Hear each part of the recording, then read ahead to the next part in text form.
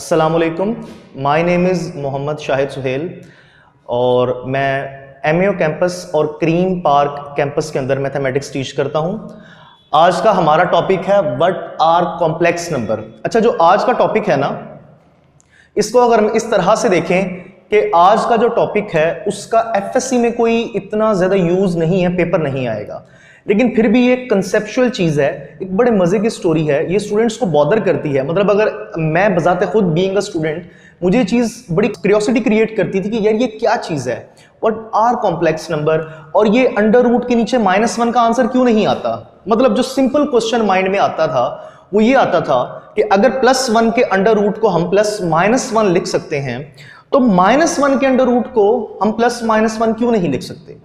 तो इस तरह की जो बातें हैं वो हम आज के लेक्चर में डिस्कस करेंगे। सबसे पहले तो अगर हम देखें, ये हमारे पास क्वाड्रेटिक इक्वेशन है, ऐसी इक्वेशन जिसकी हाईएस्ट पावर 2 है। अगर ये सिंपल फॉर्म है, इसमें x वाली टर्म नहीं है, अगर हम इस इक्वेशन को सॉल्व करें तो हमारे पास x के 2 आंसर आते हैं। इन 2 आंसर्स का मतलब है कि अगर मैं इसका ग्राफ ड्रॉ करूं तो वो x एक्सिस को 2 पॉइंट्स पे कट करेगा, और एक पॉइंट 1 होगा और एक पॉइंट -1 होगा। ये हमने उसका ग्राफ बना के आपको दिखाने की कोशिश की है कि अगर हम इसका ग्राफ बनाएं तो ये x एक्सिस को 2 पॉइंट पे कट करता है, एक +1 और एक -1। इसी तरह अगर हम आ जाएं एक और क्वाड्रेटिक इक्वेशन x² + 1 के अंदर, तो अगर आप लोग देखें इस इक्वेशन को अगर हम सॉल्व करें तो x² के नीचे, स्क्वायर रूट के नीचे माइनस का साइन आ जाता है। तो उस वक्त के जो मैथमेटिशियन थे, 15वीं सदी के जो मैथमेटिशियंस थे, उन्होंने कहा कि इन नंबर्स का सॉल्यूशन ही पॉसिबल नहीं है। उन्होंने बोल दिया सॉल्यूशन नॉट पॉसिबल। ठीक है, क्यों? क्योंकि अंडर रूट के नीचे माइनस का आंसर था ही नहीं। अभी हमारा वो क्वेश्चन वहीं पर मौजूद है कि सर अगर हमने प्लस वाले के आंसर को +-1 लिखा है तो हमने माइनस वाले के आंसर को +-1 क्यों नहीं लिखा। इसका जवाब अभी हमारा वहीं पर मौजूद है, ये हम एंड पे डिस्कस करेंगे। अब इसके बाद हम आ जाते हैं कि क्यों नहीं पॉसिबल, यानी इसका सॉल्यूशन क्यों नहीं पॉसिबल है। क्या ऐसी चीज है कि मैथ के अंदर इसका सॉल्यूशन पॉसिबल नहीं है।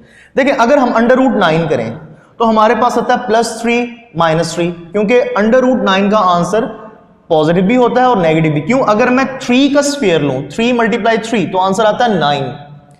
अगर मैं -3 × -3 करूं तो भी आंसर क्या आता है प्लस का 9। इसीलिए हम कहते हैं जो √9 है इसका जो सॉल्यूशन है वो प्लस का 3 भी है और माइनस का 3 भी है। लेकिन अगर हम √-9 ले, अंडर रूट के नीचे नेगेटिव का साइन आ जाए, तो उसका सॉल्यूशन पॉसिबल ही नहीं है। क्यों पॉसिबल नहीं? Because there are not 2 same numbers whose product is negative. आप कहेंगे इसका क्या मतलब है? मतलब ऐसे कोई भी 2 नंबर नहीं है कि मैं माइनस के 2 नंबर को मल्टीप्लाई करूं और आंसर माइनस का ही आए, और मैं प्लस के 2 नंबर्स को मल्टीप्लाई करूं तो आंसर माइनस का आए। कोई 2 सेम नंबर नहीं है मैथ के अंदर जिनका आंसर हमारे पास नेगेटिव आए। लिहाजा उस वक्त एक बहुत बड़ा मुअम्मा था उस वक्त के मैथमेटिशियंस के लिए, तो लिहाजा उन्होंने इसको ऐसे ही छोड़ दिया। इसके बाद फिर हमारे पास आई क्यूबिक इक्वेशंस। अगर हम क्यूबिक इक्वेशंस को देखें तो ये ऐसी इक्वेशंस होती हैं जिनके अंदर हाईएस्ट पावर 3 होती है।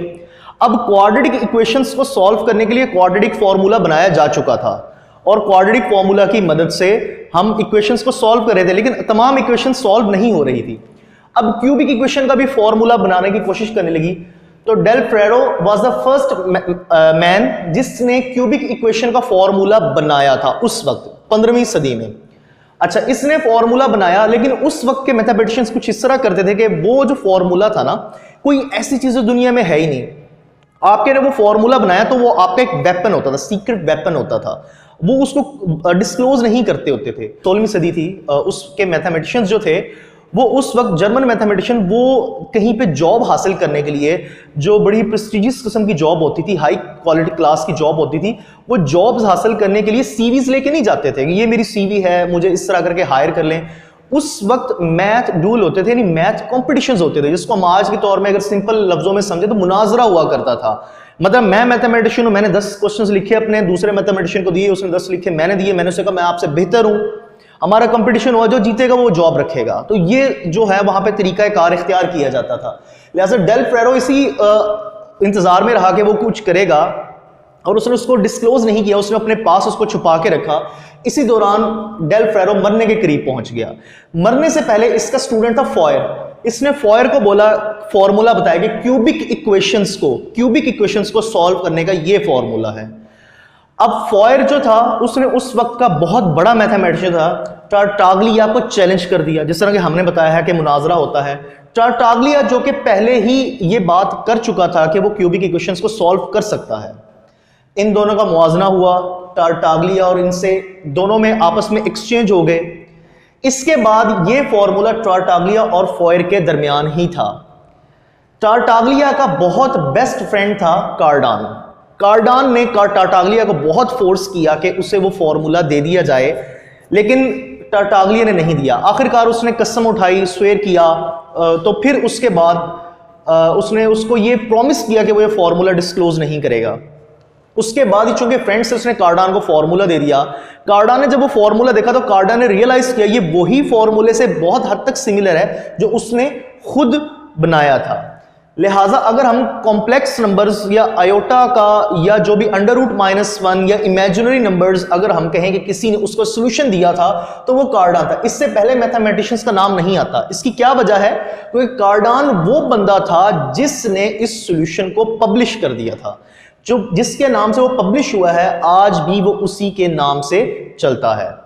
इसमें मजीद क्यूबिक इक्वेशंस की मदद से ये कैसे इन्वेंट हुए, अभी तो हमने सिर्फ आपको बैकग्राउंड स्टोरी बताई है। ये क्यूबिक इक्वेशंस की मदद से कैसे इन्वेंट हुए, कैसे इनको डिस्कवर किया गया, इनका यूज क्या है और आयोटा का असल मतलब क्या है, आयोटा कहां से आया, इन तमाम सवालों के जो जवाब हैं वो हमारे अगले लेक्चर में होंगे इंशाअल्लाह। अल्लाह हाफिज।